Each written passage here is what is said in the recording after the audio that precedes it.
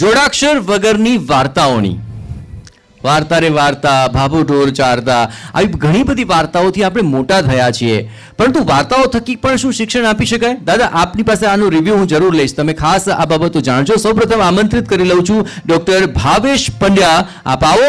આપનું જે કાર્ય છે તે હું આપની સમક્ષ, લોકો સમક્ષ લાવી રહ્યો છું. આપ જરા જુઓ, તેઓ ગ્રાસ રૂટ એજ્યુકેશન ઇનોવેટર છે અને તેમની કામગીરી શું રહી છે જરા વાંચો તો ખરા. જોડાક્ષર વગરની વાર્તાઓ અને ગીતોના માધ્યમથી અનન્ય શિક્ષણ પદ્ધતિઓના સર્જક છે.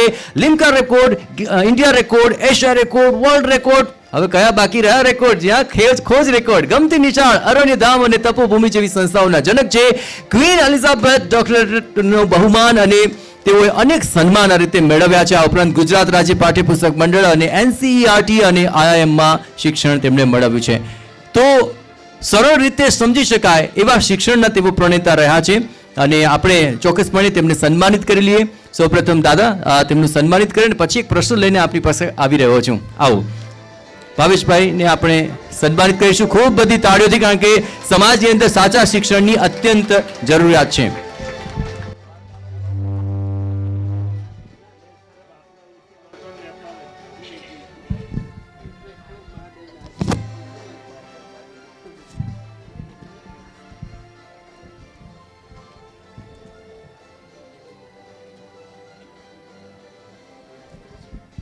તો સાચું શિક્ષણ કેવું તેને લઈને સૌપ્રથમ ભાવેશભાઈ આપના વિચારો જાણી લઈશ.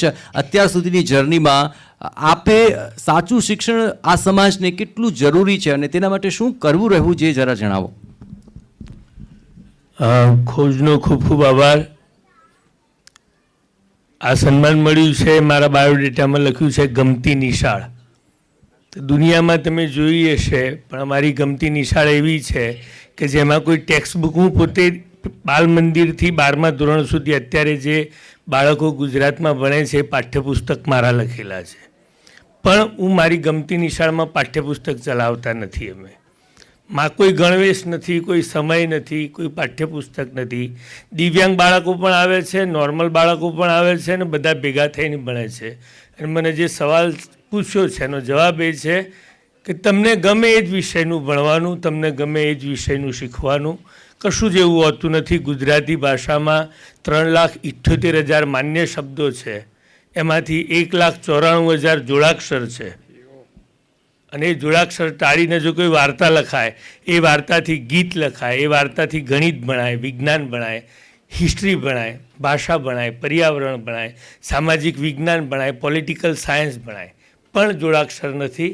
અને જોડાક્ષર વગરની વાર્તાઓ શિક્ષક તરીકે કર્યું આવું બધું તો અમે ન્યૂઝપેપરથી ભણાવીએ છીએ, જેમાં કોઈ ટેક્સ્ટ બુક નથી, પણ મૂળાક્ષરો શીખવવા માટે ન્યૂઝપેપર છે. તો છાપામાં આવ્યું કે એક માસ્તર એવો છે જે ચોપડી ભણાવતા નથી. તો પછી તપાસ થઈ. તપાસ થતાં થતાં IIMએ ન્યૂઝ વાંચ્યા કે ભાઈ ચોપડી વગર કોઈ માસ્તર ભણાવે છે.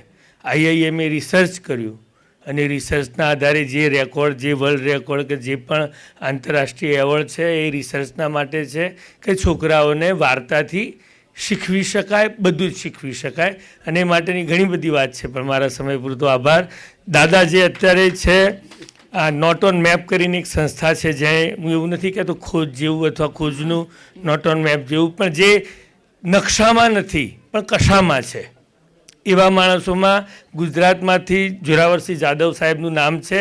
અને એ કેસ સ્ટડી લખવાની તક મને મળી હતી. ભારતી બાપુના આશ્રમમાંથી બાપુ છે, બે મહાન વડલાઓ વચ્ચે હું ઊભો છું ને એમાં ખોજનો આભાર, પુનિતજી મેડમનો આભાર ને તમામનો આભાર. લાવો તુમ્હારે બચ્ચે ઇન્સાન બના દેંગે.